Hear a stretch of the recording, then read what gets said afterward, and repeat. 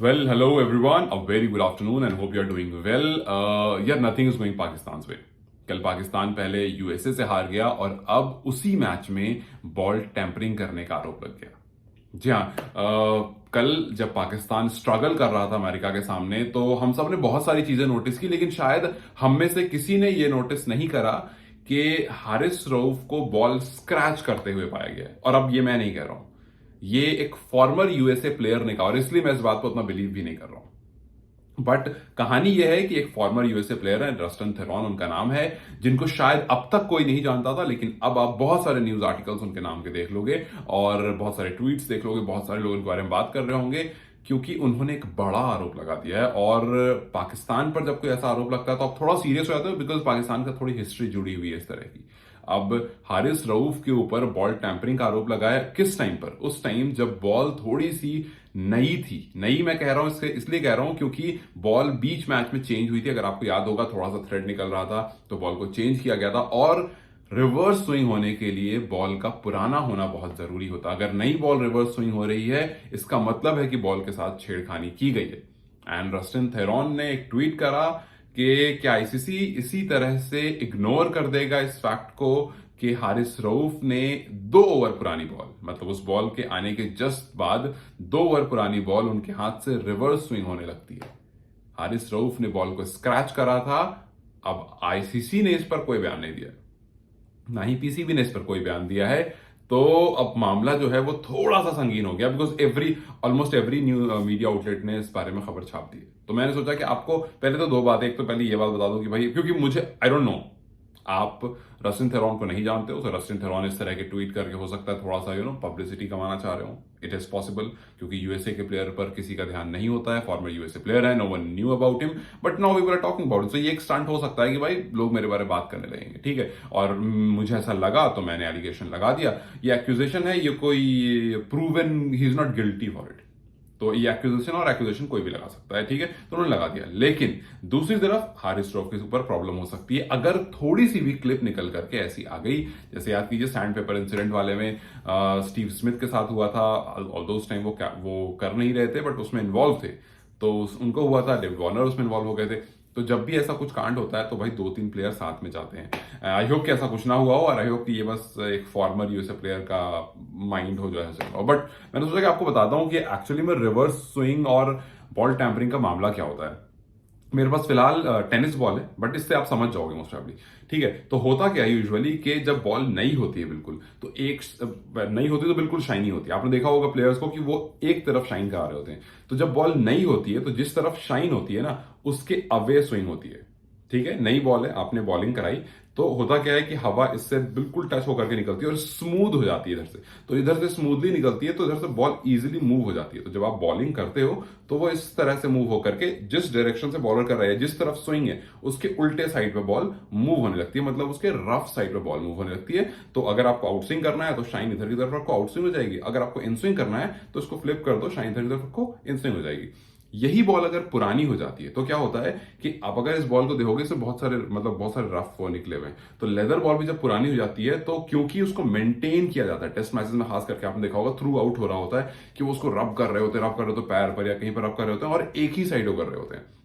सो ये बॉल जब पुरानी हो जाती है और एक साइड रफ होते होते होते होते स्मूथ रहती है, ये बॉल रफ नहीं होती उतनी, बट दूसरी साइड जो होती है वो रफ हो जाती है बहुत ज्यादा। तो जब बहुत रफ हो जाती है, देखिए रिवर्स स्विंग में बहुत रफ होना बहुत जरूरी है। जब बहुत रफ हो जाती है तो दूसरा सर्फेस जो होता है वो बहुत ज्यादा स्मूथ होता है। तो जब हवा उसमें से आती है, मतलब ये थोड़ा साइंटिफिक है, बट हवा जब उसमें से गुजरती है तो उसको पूरा का पूरा स्किप कर जाती है। मतलब अब ये जो सर्फेस है ना, इसके लिए ऐसा हो जाता है कि वो पूरा, मतलब टेक्निकल है शायद आप ना समझ पाओ, बट हवा पूरी निकल जाती है। तो जो स्विंग होता है वो उसके ऑपोजिट जाने लगता है। मतलब टेक्निकल अगर आपको बताऊं तो बस इतना होता है कि नई बॉल शाइनी साइड के ऑपोजिट स्विंग करती है, पुरानी बॉल शाइनी साइड की तरफ स्विंग करने लगती है।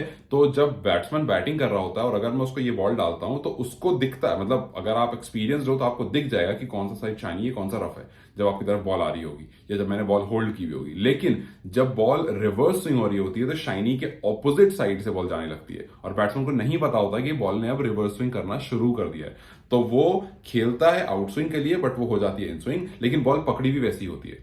तो बॉल शाइनी साइड पकड़ी हुई है, टेक्निकली बाहर निकलनी चाहिए, लेकिन आप बैट्समैन हो, पढ़ के अंदर आ जाती है और आपको समझ में नहीं आता है, तो वो रिवर्स स्विंग हो जाती है। मे बी ये बहुत बोरिंग नहीं हुआ और मे बी मैं समझा पाऊं कि होता क्या। तो और इसी वजह से पहले हम काफी ज्यादा देखते थे कि बॉल टेम्परिंग वाली चीजें होती थी, क्योंकि पहले ज्यादा कैमराज नहीं होते थे, तो बहुत आसान होता था कि भाई पॉकेट में ऐसा कुछ रुमाल उमाल ले लिया, रुमाल के अंदर कुछ रफ रख लिया, उससे टैंपर कर दिया या नेल से स्क्रैच कर दिया बॉल को, तो 3-4 बार या अलग अलग प्लेयर ने 2-2 बार भी स्क्रैच करा, तो थोड़ा सा वो रफ हो गया। तो और उसको भी जो वाला पोर्शन फ्रंट वाला होता है, जस्ट जहां पर सिलाई होती है, सीम होती है उसकी, जस्ट हल्का इधर वाला पोजीशन, उसको थोड़ा इस तरह से स्क्रैच कर दिया, और स्क्रैच करने के बाद वो जो है उसमें थोड़ा रफ सरफेस क्रिएट हो गया और फिर वो रिवर्स स्विंग होने लगी। तो ये रिवर्स स्विंग की वजह, आई मीन स्क्रैच और रफ करने की वजह से जो है वो रिवर्स स्विंग होने लगता है। तो अब कुल मिलाकर बात यह है कि हारिस रऊफ पर यह इल्जाम लगाया गया है कि उन्होंने बॉल को स्क्रैच करा है, जिस वजह से बॉल का रफ सरफेस क्रिएट हुआ और जिस वजह से बॉल जो है वो रिवर्स स्विंग होने लग गया 2 ओवर के बाद, जो कि T20 क्रिकेट में रिवर्स स्विंग नहीं होता है, बिकॉज इतनी जल्दी बॉल इतनी पुरानी नहीं होती है।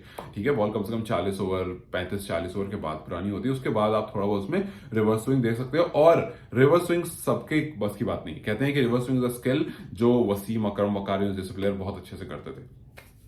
तो खैर ये एक एक्यूजेशन है। अब देखना है कि इस पर आईसीसी क्या एक्शन लेता है, देखना है इस पर हारिस रऊफ का क्या बयान आता है, देखना है इस पर पीसीबी का क्या बयान आता है, बिकॉज इट्स एवरीवेयर। ऐसा नहीं है वो छोटी सी बात थी और कहीं छुप के रह गई, नहीं, ऑलमोस्ट जितने मीडिया आउटलेट्स हैं सबने इसको छाप दिया है। अब इंडिया में तो मुझे पता है, आई डोंट नो पाकिस्तान में क्या है, नेपाल में लोग मीडिया आउटलेट्स ने इसको कवर करा है या नहीं करा है, बट अगर कोई भी आईसीसी कवर कर रहा है, अगर कोई भी ICC T20 world cup cover कर रहा है, तो ये न्यूज वहां तक पहुंच गई होगी। एंड आई एम श्योर कि बहुत सारे आर्टिकल चाहे तो छप गए होंगे या तो छप रहे होंगे, और या तो कुछ न्यूज में भी ये बातें आने लगी होंगी ऑन टीवी। तो अब देखते हैं इस पर किस तरह से एक्शन लिया जाता है। क्या आईसीसी वाकई इसको स्ट्रिक्टली देखता है या एक रैंडम ट्वीट की तरह इसको इग्नोर कर देता है, और जस्ट बिकॉज ये एक नेशनल प्लेयर की तरफ से आया है तो शायद इसको इग्नोर ना किया जाए।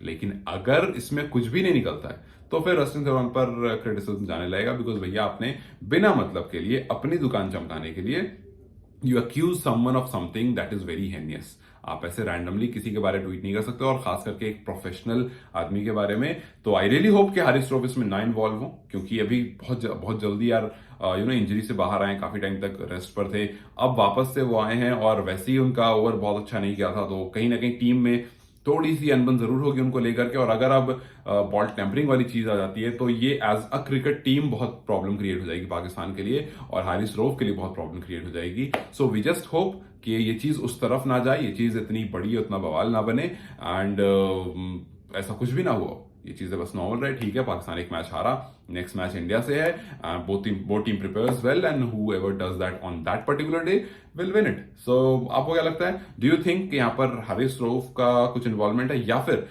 रस्टिन सेवान just a publicity stunt जहां पर he wants himself to be known? What do you think? Do let me know in the comment section, and I'll see you next time. Bye bye, take care.